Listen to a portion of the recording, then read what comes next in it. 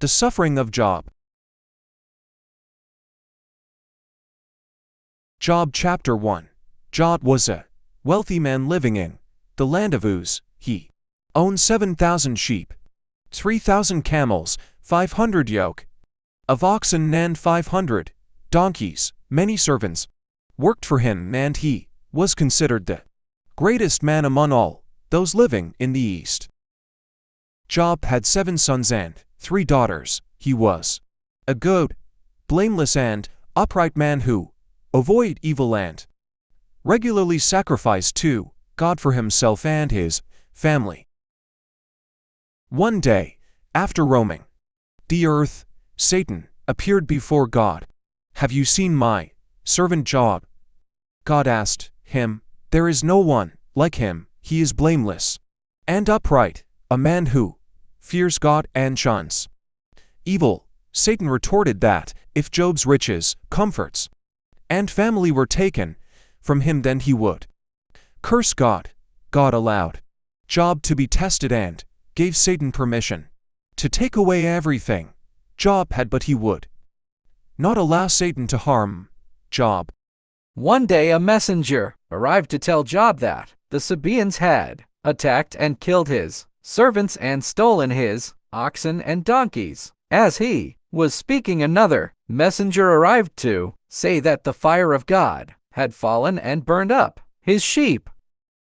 A third messenger arrived to break the news that 3 Chaldean raiding parties had made off with his camels. Then a fourth messenger told Job that his children had been feasting indoors when a strong wind swept in from the desert. The house collapsed on them, and they were all killed.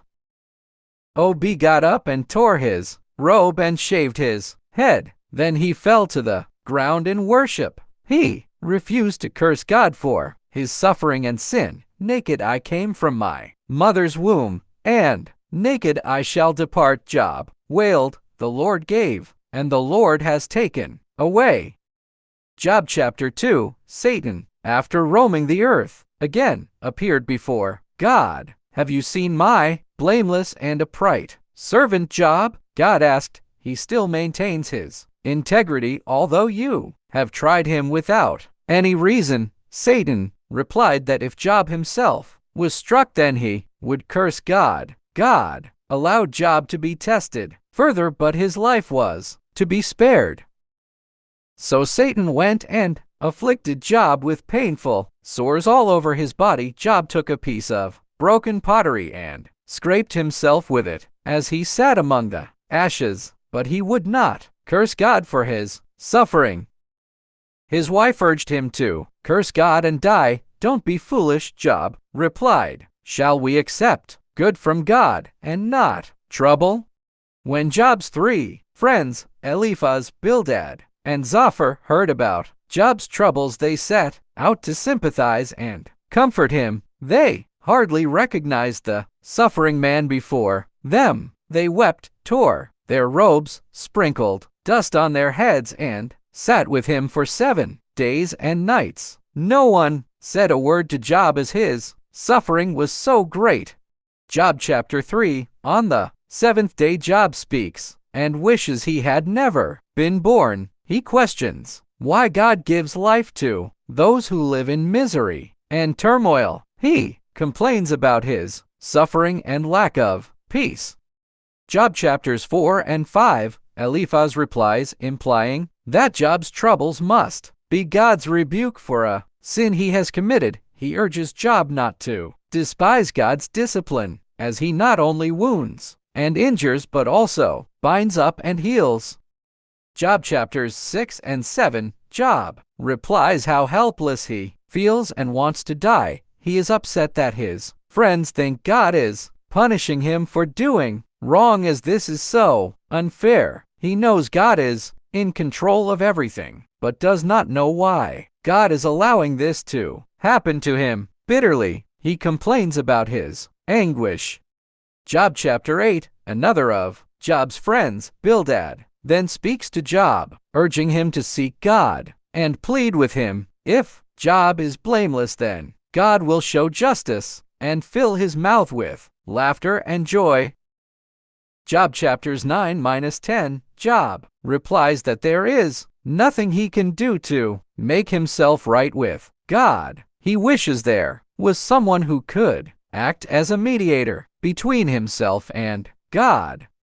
Job chapter 11. Job's third friend Zophar joins the discussion by accusing Job of sin while claiming to be blameless. If Job would repent, his troubles would be no more. Job chapters 12-14. Job argues that he cannot save himself no matter what he does. However, God has promised to answer when we call to him. Job chapter 15. Eliphaz continues to accuse Job of doing something wrong to deserve the suffering he is enduring.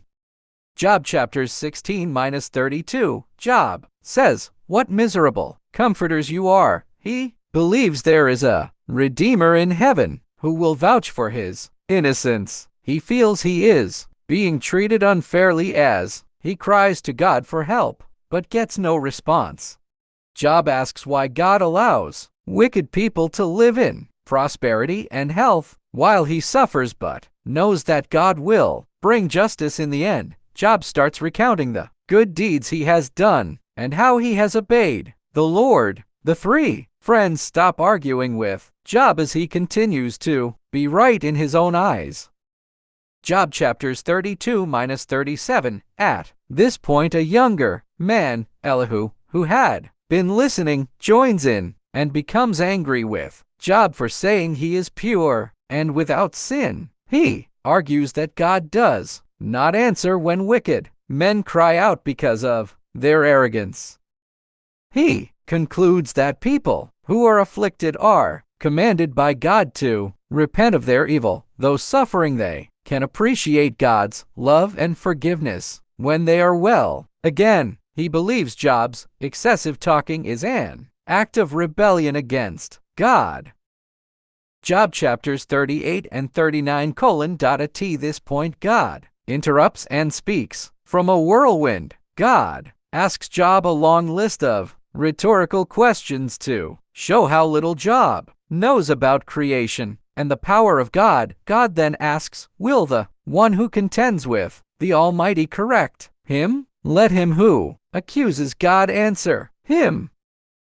Ob chapter 40-42. Job remains silent, then responds by saying, "I am unworthy. How can I reply? I put my hand over my mouth. I will say no more." God asks more questions. Job answers, "I spoke of things I did not understand, things too wonderful for me to know." Job then repents, for he has seen how great the Lord is. His suffering is ended.